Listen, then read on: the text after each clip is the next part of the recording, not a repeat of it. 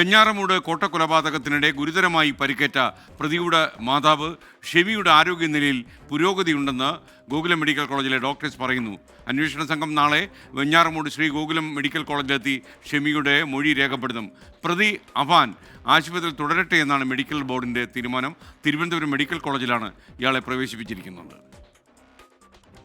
ഷെമി പൂർണ്ണമായി അപകടനില തരണം ചെയ്തിട്ടില്ല. സംസാരിച്ചു തുടങ്ങി. ബന്ധുക്കളെക്കുറിച്ച് ചോദിച്ചു. പോലീസിന് മൊഴി കൊടുക്കാൻ കഴിയുന്ന ആരോഗ്യാവസ്ഥയിലാണെന്നും ഡോക്ടർമാർ. ഷമീനയുടെ കണ്ടീഷൻ ഇപ്പം സ്റ്റേബിളായിട്ട് തന്നെ തുടരുന്നുണ്ട്. ഷമീനയുടെ തലച്ചോറിൻ്റെ സ്കാൻ രാവിലെ എടുത്തിരുന്നു. അതിൽ തലച്ചോറിലെ നീര് കൂടിയിട്ടില്ല. ഇന്നലത്തെ പോലെ അതേപോലെ തന്നെ തുടരുന്നുണ്ട്. ആളിപ്പോഴും കോൺഷ്യസ് ആണ്, സംസാരിക്കുന്നുണ്ട്, കാര്യങ്ങളൊക്കെ അറിയാം, ബന്ധുക്കളെയൊക്കെ അന്വേഷിക്കുന്നുണ്ട്. വൈറ്റൽസ് എല്ലാം സ്റ്റേബിളായി തന്നെ തുടരുന്നുണ്ട്.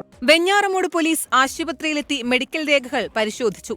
നാളെ ആറ്റിങ്ങൽ ഡിവൈഎസ്പിയുടെ നേതൃത്വത്തിൽ ഷെമിയുടെ മൊഴി രേഖപ്പെടുത്താനാണ് തീരുമാനം. വാമനപുരം എംഎൽഎ DK മുരളി ആശുപത്രിയിലെത്തി ഷെമിയെ സന്ദർശിച്ചു.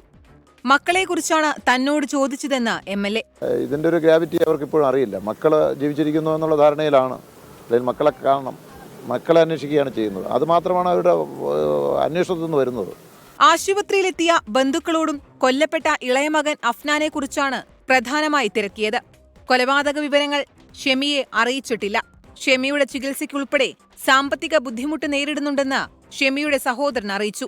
തിരുവനന്തപുരം മെഡിക്കൽ കോളേജിൽ പ്രതി അഫാന്റെ ചികിത്സ തുടരും. മെഡിക്കൽ ബോർഡ് യോഗം ചേർന്നാണ് തീരുമാനം. 24 തിരുവനന്തപുരം.